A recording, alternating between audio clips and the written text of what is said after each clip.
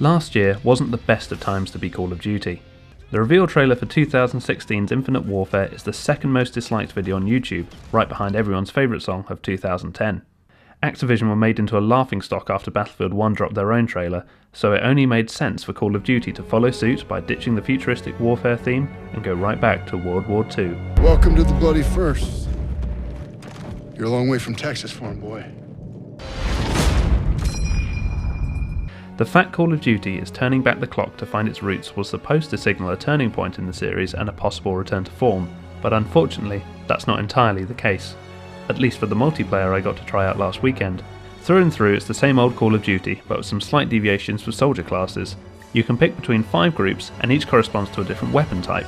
While it's a nice idea, it doesn't give you any incentive to go off class. The shotgunners get incendiary rounds, but only for shotguns. So why would you give them anything else? But even when you stick to your role, the perks matter very little during the actual gameplay. The beta came with a handful of game modes, but the most popular one will always be Team Deathmatch, which is as chaotic as it's always been, since any semblance of teamwork goes immediately out the window the moment that countdown timer hits 0. The best tactic is still to equip an SMG and go lone wolf by sprinting around the map and picking off anyone you bump into, but more often than not you'll feel like you were killed instantly by people you couldn't see, and that's a problem with the game's maps, and so far none of them feel good to play in. As a result, encounters feel random and isolated. You don't feel like you're a cog in some mighty war, you're just some guy running around hoping to click faster than the other person does. Gibraltar was probably the best one because it had some verticality, but even then the rounds felt messy. You think back some of your favourite maps from across the series: Crossfire, Nuketown, Terminal. These don't even come close. The maps have no identity beyond their palette swaps, there's nothing unique about how you tackle each one or how it makes you play, and it's a shame because the World War II setting lends itself to some potentially fun ideas that haven't been capitalised on.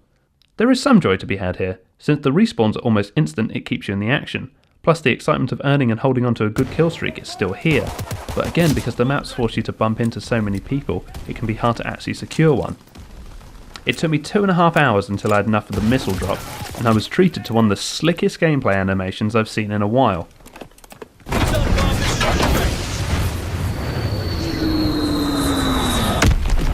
And it was awesome. I missed, but it was still very cool. The other game modes in the beta will also be familiar to Call of Duty veterans. Domination provided a slightly more objective-focused way to play a deathmatch, but Hardpoint was just robbed of any tactical value due to the wonky spawning that kept things feeling far too random for me to care about. Either the capture point appears right next to you, or you spawn right next to an enemy. I was ready to write off the whole multiplayer mode as just pure chaos, until I played the War game mode, which was a really pleasant surprise. You actually work as a team to complete objectives across a large-scale map with different choke points. You fight against an enemy force rather than just randomers with your team, and there's legitimate consequences to death since there's actually a respawn timer. Sure, it's just ripping off Overwatch's design, but I was honestly surprised just how good this all felt, and you actually get quite invested thanks to this little cinematic beforehand. Gets you quite pumped to kill some Nazis. The crack started to show after a little longer with it though.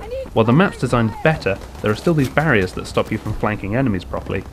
I swear this bridge building objective wouldn't be so tedious to complete if you could deal with your enemies in a smarter way than running headfirst into a meat grinder. Despite that though, it feels like a step in the right direction for the multiplayer, and it was the most fun I had with the beta, outside of shooting people with the fire shotgun.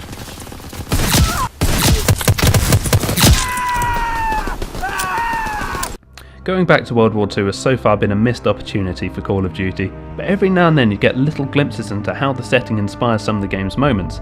You can see it in the bomb dropping cinematic, and this bit right here. Everything else though feels strangely hollow, from the weapon unlocks to the maps. It just lacks the personality and the spark of the older games that kept them feeling interesting and rooted in the conflict they're based on.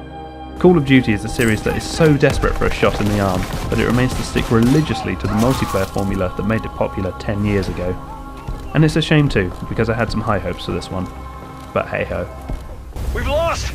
German reinforcements got here before we could build the bridge.